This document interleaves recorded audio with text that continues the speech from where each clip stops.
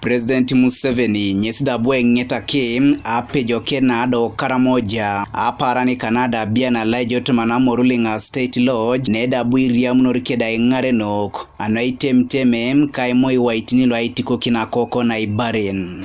President nyesida bwe Etoron Engarenok ludo karamoja anaigira pupo kinatio kiso nuda ikeche itunga luda bui kikwana kwelu orosa koko abuda ile Engarenok aswama gugong osotanyu na ipone loda ijula kineja utine loda tungene na lodo kwap anede jasi tungangunu lo karamoja.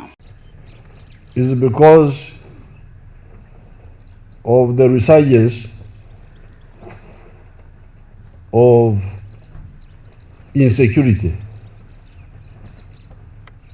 in Karamoja and in the neighboring districts, but emanating from Karamoja. I think the main problem is the orientation of many elements in the population, the thinking. Now here in Karamoja, you must answer this question. How does a community get prosperity?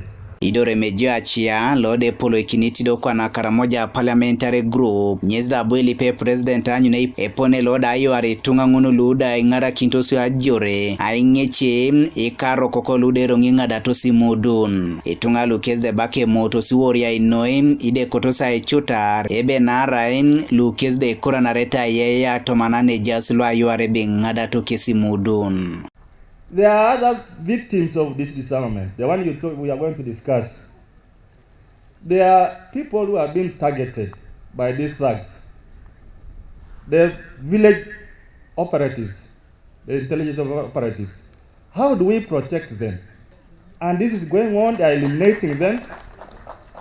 There are also leaders, Your Excellency, leaders especially LC3s, are being left in the middle, even these members of parliament. Konyedo lode relo C5 Otomano district alamudat nyeza bada bonbe kwape Engarenok etamtokes no pedora anoda ijula kina ijene na itunga ludo karamoja anyo unotomana damangi na mina ibaren nepeka koko itoni kwa na emo iponela swami boronguli meda ikinete ipone dope bonelo pedorete ngunyezda anyinbe buikino idua je utotomano someroi. Mindset change will take us long, Your Excellency, but the leadership of Karamoja have been advocating for compulsory, forceful education.